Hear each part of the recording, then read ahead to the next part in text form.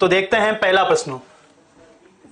ठीक है, लिखा है इसमें अचल। अचल का अर्थ क्या पर्वत होता है? यदि ये सही है तो ये असंगत नहीं है। अगला देखिएगा अचला। अचला का अर्थ क्या पृथ्वी होता है। फिर लिखा है अजर। अजर मतलब देवता। अजीर। अजीर का अर्थ लिखा है आज। तो पहले प्रश्न में आपको ऐसा विकल्प ढूंढना है जो इनमें से कैसा है, असंगत है। तो उत्तर दीजिएगा। प्रश्न संख्या हमारा पहला, पहले का उत्तर क्या होगा? चलिए यहां पर कुछ उत्तर आ रहे हैं। विष्णु जी बिल्कुल आपका सही जवाब है। नरेश जी आपका भी सही है। चलिए अब अचल का अर्थ देखिएगा। अचल का अर्थ होता है पर्वत, बिल्कुल सही है, ये संगत है।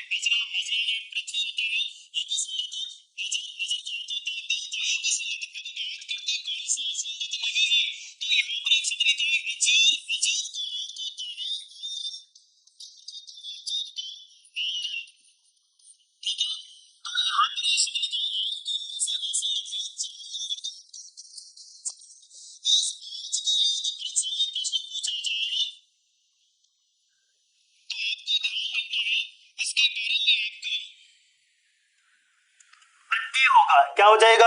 अद्य हो जाएगा।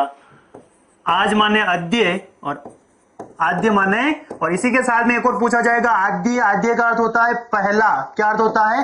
पहला। ये आपको ध्यान रखना है। तो इनमें से असंगत कौन सा हो जाएगा? अजीर। अजीर का अर्थ क्या होता है? आंगन। चलिए आगे बढ़ते हैं, आप सभी के सही है। चलिए अगला प्रश्न देखिएगा। यहां पर पुनः आपको क्या ढूंढना है? असंगत ढूंढना है। ठीक है, तो प्रश्न संख्या 2 का सही उत्तर दीजिएगा। क्या लिखा है देखिएगा। क्या आद्य का मतलब आज होता है? फिर लिखा है आद्य। आद्य मतलब पहला। क्या सही है? अनन। अनल का मतलब होता है आग। फिर लिखा है अनिल। अनिल का लिखा है छोटा भाई। तो आप इसमें से उत्तर दीजिए कौन सा विकल्प असंगत है। प्रश्न संख्या 2 का सही उत्तर होगा। और एक बार आप वीडियो को अधिक से अधिक शेयर कर लीजिएगा ताकि सभी को मौका मिल जाए पढ़ने का।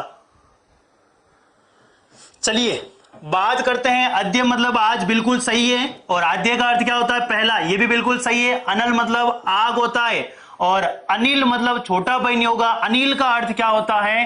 तो आपको जवाब देना है। अनिल का अर्थ होता है हवा।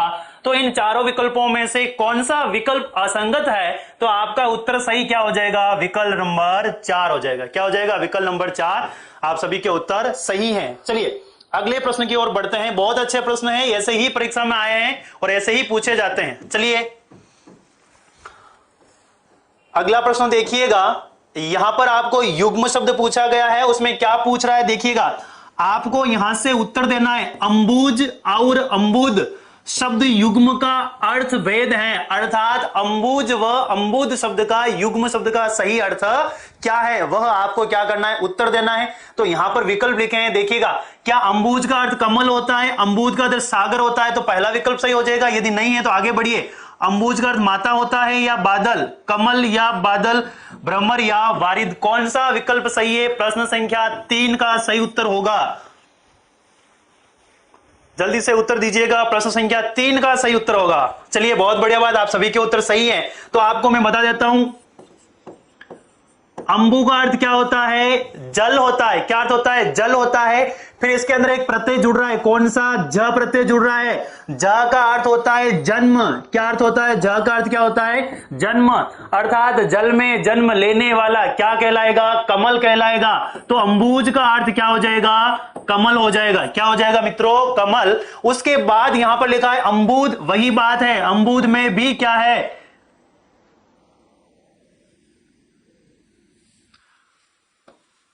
अंबुद के अंदर देखिएगा यहां पर भी द है। द का अर्थ होता है देने वाला। क्या अर्थ होता है? देने वाला। अर्थात जल को देने वाला। जल को देने वाला क्या कहलाएगा? बादल कहलाएगा। तो अंबुद का अर्थ क्या हो जाएगा? बादल। क्या अर्थ होगा? बादल होगा। तो यहां पर हमारा जो विकल्प सही है, पहले कमल उसके बाद बादल। तो इसमें से कौन सा विकल्प ऐसा है जिसमें कमल व बादल का युग्म सही हो जाएगा? तो विकल्प नंबर हमारा 3 सही उत्तर है। ठीक है, चलिए अगले प्रश्न की ओर बढ़ते हैं। चलिए यहां पर अच्छा प्रश्न है, देखिएगा क्या लिखा है। यहां पर लिखा है आदि।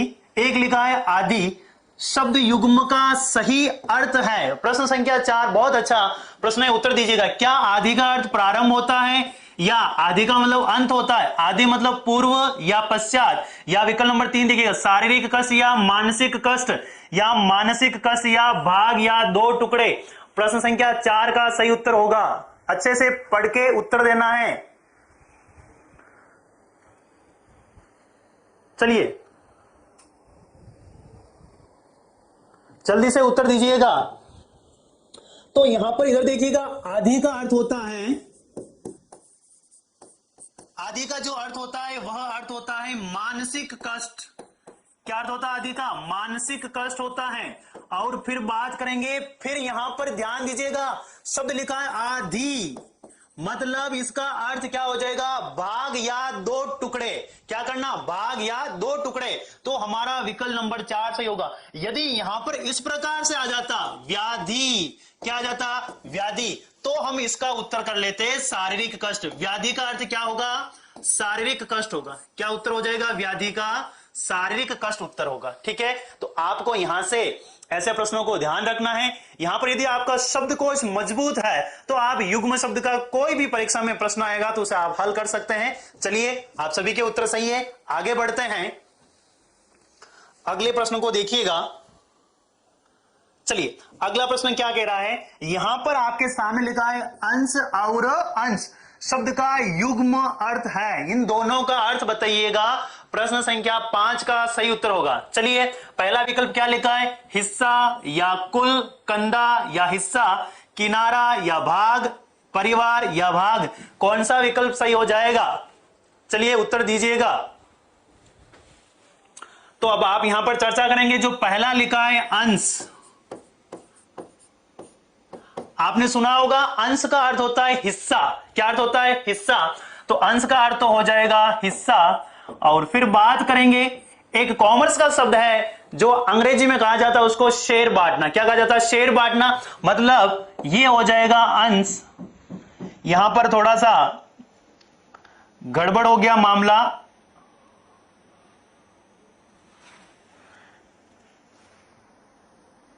इस अंश का अर्थ तो होता है कंधा। इस अंश का अर्थ क्या होता है? कंधा होता है। और यहां पर इस अंश का जो अर्थ होगा वह अर्थ होगा हिस्सा। क्या अर्थ होता है? हिस्सा। इसी को अंग्रेजी में कहा जाता है शेयर। क्या कहा जाता है? शेयर। तो यहां पर ऐसा विकल्प देखिएगा, अंश का मतलब कंधा और हिस्सा। तो विकल्प नंबर हमारा 2 सही हो जाएगा। थोड़ा सा पहले गलत हो गया था। ठीक है, चलिए अगले प्रश्न के ऊपर चर्चा करेंगे हम। यहां पर आपके प्रश्न संख्या 5 का सही उत्तर क्या होगा? 2। इस अंश का अर्थ क्या होगा? कंधा, और इस अंश का अर्थ होगा हिस्सा। चलिए आगे बढ़ते हैं। यहां पर अगला प्रश्न देखिएगा। अगला प्रश्न जो लिखा है सामिस शब्द का विलोम शब्द है। सामिस शब्द का विलोम शब्द है। चलिए बात करते हैं सामिस का अर्थ क्या होता है। पहले तो ये समझ लीजिएगा, फिर आप इसका उत्तर दे पाएंगे। सामिस का अर्थ होता है मांसाहारी। क्या अर्थ होता है? मांसाहारी। तो मांसाहारी का विलोम शब्द आपको ढूंढना है। यहां पर उत्तर दीजिएगा जल्दी से। चलिए अब बात करते हैं सामिस का आमिष होगा, अमीष होगा, परामिष होगा या निरामिष होगा। प्रश्न संख्या 6 का सही उत्तर होगा। चलिए आप सभी का उत्तर सही है। यहां पर क्या हो जाएगा? निरामिष हो जाएगा। क्या हो जाएगा? निरामिष। एक बात याद रखना, यदि परीक्षा में पूछा जाए निरामिष शब्द के विलोम शब्द कौन कौन सा हो सकता है, एक तो आपको ध्यान रखना क्या हो जाएगा? सामिष। एक ये भी हो जाएगा क्या? आमिष। ये दोनों ही हो जाएंगे। एक ही शब्द के 2 विलोम शब्द हो सकते हैं, एक ही शब्द के 3 विलोम शब्द भी हो सकते हैं। यह आपको याद रखना है। कितने हो सकते हैं? 1 2 3 एक ही शब्द के। जैसे कि आप देखेंगे यहां पर हमारा उत्तर क्या हो जाएगा? 6। अब एक शब्द लेते देखिएगा। जैसे एक शब्द लिखा है राजा। क्या लिखा है? राजा। यदि आपको परीक्षा में पूछा जाए राजा शब्द का विलोम शब्द बताएं, तो अब यहां पर केवल राजा शब्द का एक ही विलोम शब्द नहीं होगा, अनेक विलोम शब्द हो सकते हैं। तो राजा के कितने विलोम शब्द हो गए? देखिएगा, राजा का विलोम शब्द हो सकता है रंक। क्या हो जाएगा? रंक। रंक का अर्थ होता है गरीब। दूसरा विलोम शब्द देखिएगा, ये हो जाएगा रानी। लिंग के आधार पर हो जाएगा। ये क्या हो जाएगा? पुल्लिंग। और ये क्या हो जाएगा? स्त्रीलिंग। और एक और हो जाएगा गुण के आधार पर ये हो जाएगा प्रजा। क्या हो जाएगा? प्रजा। तो गुण, लिंग और अवस्था के आधार पर इसमें अपन अलग अलग बांट सकते हैं। तो आपको ध्यान रखना, राजा शब्द के कितने विलोम शब्द हो सकते हैं? 3 हो सकते हैं, रंक, रानी और प्रजा। ये परीक्षा में प्रश्न पूछा गया था, कौन सा नहीं होता? तो इसका चौथा जो विकल्प था वह विकल्प था सेना। तो ध्यान रखिएगा, राजा शब्द का सेना शब्द विलोम शब्द कभी नहीं होता है। ऐसा प्रश्न परीक्षा में आ चुका है। चलिए अगले प्रश्न पर चर्चा करते हैं। चलिए अगला प्रश्न देखिएगा, गौरव शब्द का विलोम शब्द बताइए। प्रश्न संख्या 7 में गौरव शब्द का क्या करना है? विलोम शब्द बताना है। चलिए यहां पर लिखा है लघु, लघिमा, लाघव, लघुत्व। कौन सा सही होगा? प्रश्न संख्या 7 का सही उत्तर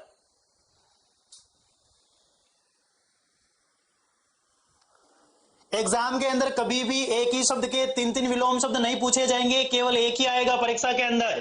ठीक है, चलिए 7 का उत्तर दीजिएगा, गौरव का विलोम शब्द क्या होगा?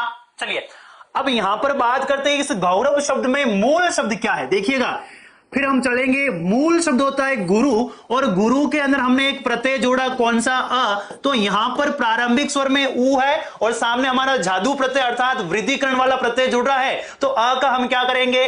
उ प्लस अ मिलकर औ हो जाएगा, उ का औ हो जाएगा। तो यहां पर ये बराबर में शब्द बनाएगा गौरव। क्या बनाएगा? गौरव। उसी प्रकार से अब इसमें मूल शब्द क्या है? गुरु है। इसी प्रकार से इनमें से भी आपको ऐसा शब्द ढूंढना है जिसमें मूल शब्द के साथ में अ प्रत्यय जुड़ा हो। तो यहां पर हम बात करेंगे, तो यहां पर मूल शब्द लघु है और लघु के अंदर एक प्रत्यय जुड़ रहा है अ, फिर यहां पर एक शब्द बन जाएगा लाघव। क्या बन जाएगा? लाघव। तो यहां पर जैसा प्रत्यय जुड़ा है वैसा ही विलोम शब्दों की रचना होगी। उसी प्रकार से आपको उत्तर देना है। तो यहां पर आपका उत्तर क्या हो जाएगा? 3 नंबर। क्या हो जाएगा? 3 नंबर। और यदि परीक्षा के अंदर केवल शब्द पूछा है गुरु का विलोम शब्द क्या है, तो लघु का विलोम शब्द पूछा जाए तो आपको क्या जवाब देना है? गुरु होगा। गुरु का विलोम शब्द पूछे तो लघु होगा, और गौरव का विलोम शब्द पूछे तो लाघव होगा। क्या होगा? लाघव। और यदि लघुत्व है तो यहां पर भी आप ध्यान दीजिएगा, इसका विलोम शब्द बन जाएगा गुरुत्व। क्या बन जाएगा? गुरुत्व। क्या बन जाएगा? गुरुत्व। तो ऐसे आपको ध्यान रखना है। ठीक है, जैसा प्रत्यय जुड़ेगा उसी प्रकार से विलोम शब्द बदल जाएगा। ठीक है, मूल शब्द गुरु है तो विलोम शब्द लघु हो जाएगा। प्रत्यय अ जुड़ने पर गौरव बना है तो गौरव के साथ में हम लघु में भी अ प्रत्यय जोड़ेंगे तो लाघव बन जाएगा। ठीक है, इसी प्रकार से आपको विलोम शब्दों की रचना करना भी आ जाएगा। चलिए आगे बढ़ते हैं अगले प्रश्न की ओर। अगला देखिएगा, यहां पर लिखा है सूक्ष्म शब्द का विलोम शब्द बताइएगा। क्या लिखा है? सूक्ष्म का विलोम शब्द है।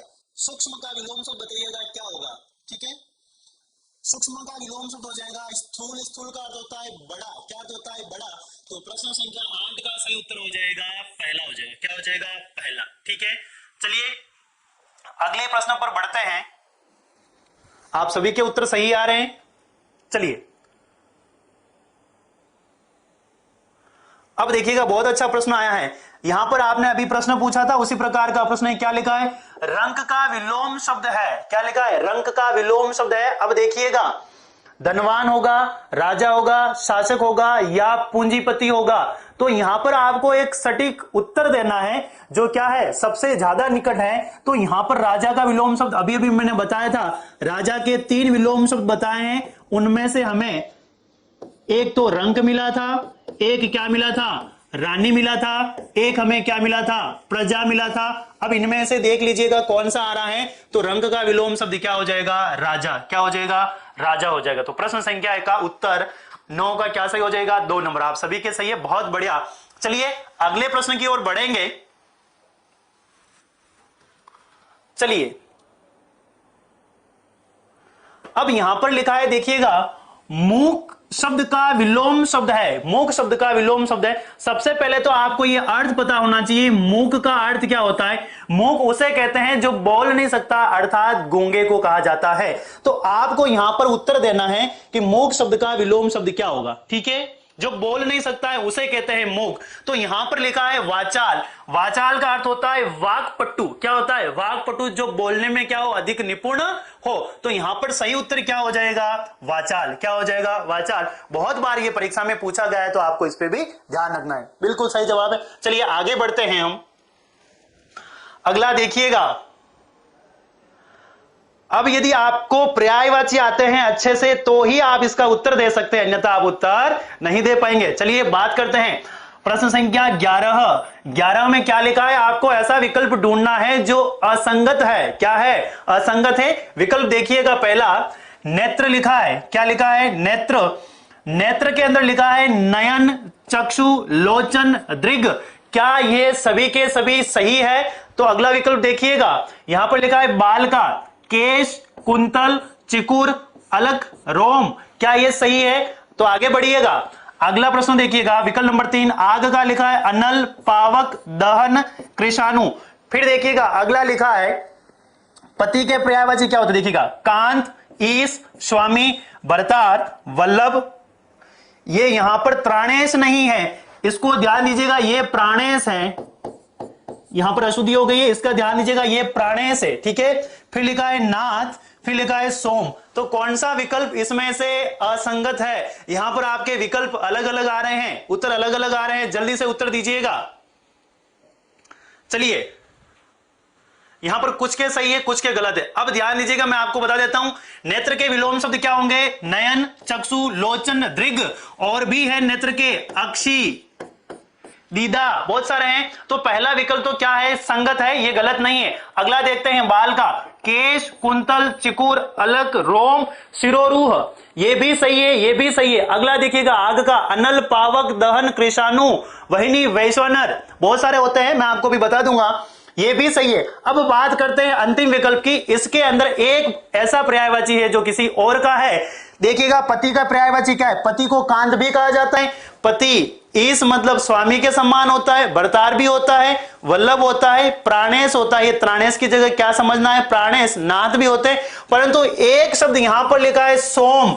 सोम को ध्यान रखना है, सोम का जो पर्यायवाची है, सोम शब्द किसका पर्यायवाची है? तो आपको ध्यान रखना, सोम का अर्थ होता है अमृत। क्या अर्थ होता है, अमृत होता है। तो यहां पर जो सोम शब्द है वह असंगत है। तो यहां पर हमें प्रश्न संख्या 11 का सही उत्तर क्या हो जाएगा, 4। सोम किसका उत्तर, किसका पर्यायवाची है, अमृत का पर्यायवाची। किसका है, अमृत का है। ठीक है, चलिए बात करते हैं अगले प्रश्न की ओर। यहां पर आपको अच्छे से ये याद रखना, ये बहुत बार नेत्र, बाल, आग और पति के परीक्षा में प्रश्न पूछे हुए हैं। चलिए अगले प्रश्न की ओर चर्चा करते हैं।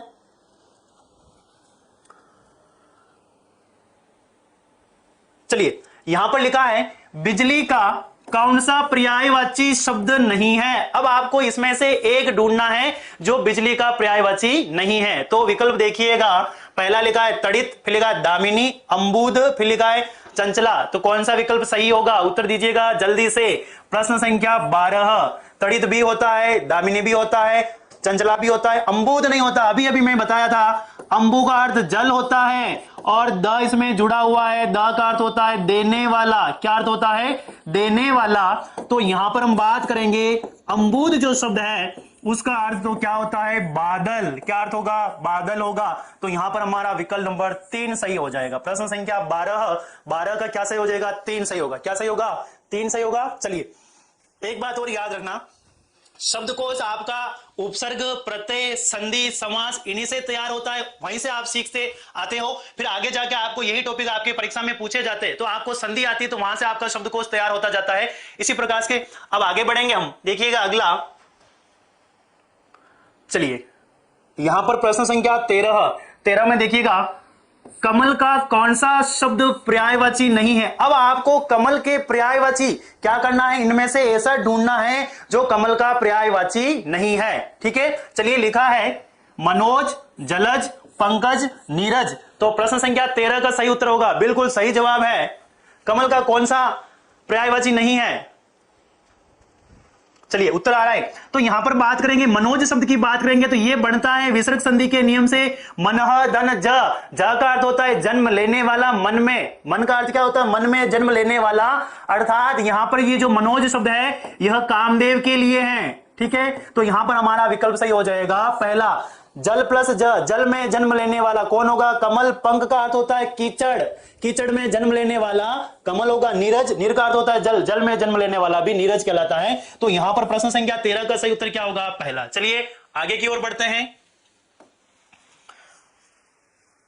चलिए यहां पर लिखा है ब्रह्मा का पर्यायवाची कौन सा है? बहुत ही अच्छा प्रश्न है। यहां पर आपको ब्रह्मा के बारे में पूछा है, ब्रह्मा का पर्यायवाची शब्द कौन सा है? इन चार विकल्प में से आपको एक विकल्प बताना है। चलिए, क्या चक्रपाणी, विरंची, गंगाधर या त्रिलोचन? कौन सा सही होगा? प्रश्न संख्या 14। हाँ, बिल्कुल सही है आपके मनोज। चलिए, यहां पर बात करेंगे चक्रपाणी। चक्रपाणी तो किसको कहा जाता है? विष्णु को कहा जाता है। किसको कहा जाता है? विष्णु भगवान को कहा जाता है। विरंची कहा जाता है ब्रह्मा को। किसको कहा जाता है? ब्रह्मा को कहा जाता है। तो आपको यहां पर आपका विकल्प नंबर 2 सही होगा। और गंगा को धारण करने वाले कौन है? देवों के देव महादेव। कौन? शिव। फिर बात करेंगे त्रिलोचन। तीन है जिसके लोचन, अर्थात वो भी क्या है? शिव है। तो यहां पर ब्रह्मा का पर्यायवाची क्या होगा? विरंची होगा। ठीक है, चलिए अगले प्रश्न की ओर बढ़ेंगे। चलिए, बहुत अच्छा प्रश्न है, उत्तर दीजिएगा। लिखा है पुत्री का पर्यायवाची नहीं है। क्या लिखा है? पुत्री का पर्यायवाची नहीं है। ठीक है, यहां पर लिखा है कन्या, आत्मजा, तनुजा, अनुजा। पुत्री का पर्यायवाची नहीं है। उत्तर दीजिएगा। प्रश्न संख्या 14।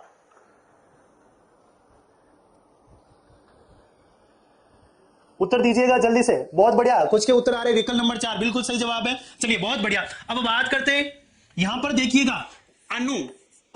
ठीक है, इस अनु का अर्थ होता है पीछे। क्या अर्थ होता है? पीछे। ठीक है, फिर इसमें एक शब्द जुड़ता है ज।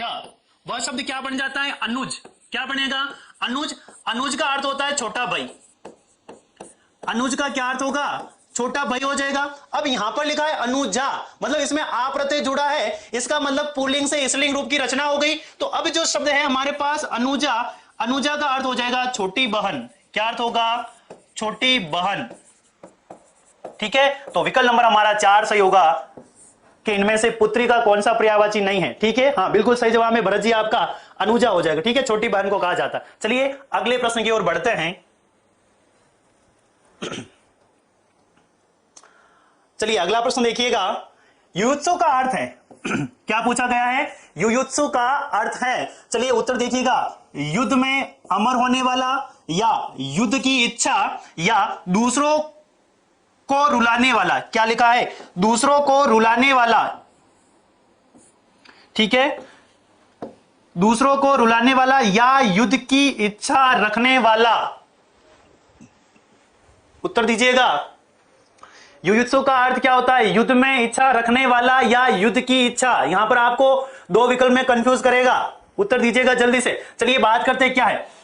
युयुत्सु का अर्थ होता है युद्ध की इच्छा रखने वाला, उस व्यक्ति को कहा जाता है युयुत्सु। ठीक है, और यदि परीक्षा में ऐसा प्रश्न पूछा जाए, युयुत्सा क्या पूछा जाए? युयुत्सा पूछा जाए, तो आपको ध्यान रखना युद्ध की इच्छा क्या कहलाएगी? युयुत्सा कहलाएगी। और युद्ध की इच्छा रखने वाला वो कहलाएगा युयुत्सु। तो युयुत्सा का अर्थ क्या हो जाएगा? युद्ध की इच्छा। क्या हो जाएगा? युद्ध की इच्छा। और हमें परीक्षा में क्या पूछा जा रहा है? अभी युयुत्सु का अर्थ पूछा जा रहा है, तो युद्ध की इच्छा रखने वाला कहलाएगा। तो यहां पर आपके प्रश्न संख्या 14 का सही उत्तर क्या होगा? 4 होगा। बिल्कुल सही जवाब है। चलिए आगे बढ़ते हैं। अगला प्रश्न देखिएगा, जल्दी से उत्तर दीजिएगा। सब कुछ जानने वाला के लिए उपयुक्त शब्द है, अर्थात जो सब जानता है उसके लिए उपयुक्त शब्द है, क्या होगा? उत्तर दीजिएगा। जानकार, सर्वज्ञ, बुद्धिमान या अज्ञेय हो जाएगा। ठीक है, चलिए यहां पर जो आपका सही उत्तर होगा वह हो जाएगा सर्वज्ञ। क्या हो जाएगा? सर्वज्ञ। सर्व माने सभी, ज्ञ माने जानने वाला। ठीक है, तो उत्तर हो जाएगा सर्वज्ञ। बहुत सरल सा प्रश्न है। चलिए अगले प्रश्न की ओर बढ़ते हैं। यह बहुत अच्छा प्रश्न है, देखिएगा। यहां पर लिखा है किसी के पास रखी दूसरे की वस्तु के लिए एक शब्द होगा। बहुत अच्छा प्रश्न है। किसी के पास रखी दूसरे की वस्तु के लिए एक शब्द होगा। वर्तिका, थाती, बपोती या पर्वती। प्रश्न संख्या 18 का सही उत्तर होगा। चलिए आपसे अपेक्षा करता हूं आप उत्तर देंगे। प्रश्न संख्या 18 का सही उत्तर होगा। चलिए कुछ उत्तर आ रहे हैं, दो बिल्कुल सही जवाब है। चलिए यहां पर हम बात करेंगे, किसी के पास जो रखी वस्तु दूसरे की है उसे हम कहते हैं थाती। क्या कहते हैं? थाती कहते हैं। बहुत अच्छा प्रश्न है, ध्यान रखना है इसको। चलिए अगले प्रश्न की ओर बढ़ेंगे हम।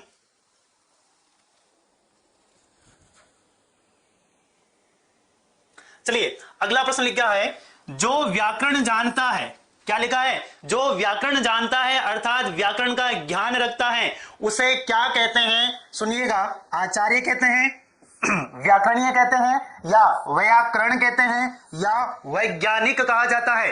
प्रश्न संख्या 19 का सही उत्तर होगा,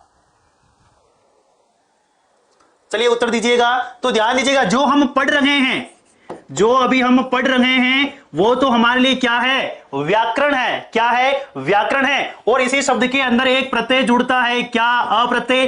तो फिर यण संधि के नियम से और वृद्धिकरण के नियम से यह बन जाता है व्याकरण। क्या बन जाता है? व्याकरण। व्याकरण का अर्थ होता है जो व्याकरण का ज्ञान रखता है। आप सभी को व्याकरण का ज्ञान है, आप सभी क्या है? व्याकरण है। क्या है? व्याकरण। तो आप सभी का उत्तर सही है। यहां पर प्रश्न संख्या 19 का सही उत्तर क्या हो जाएगा? 3। आप सभी के सही है, बहुत बढ़िया बात। चलिए अगले प्रश्न की ओर चर्चा करेंगे। चलिएगा अभी देखिएगा, लिखा है प्रश्न संख्या 20, वह स्त्री जिसका पति परदेश से आने वाला हो, वह स्त्री जिसका पति परदेश गया है वहां से आने वाला हो, उसके लिए आपको एक शब्द में बताना है। क्या कहलाएगा?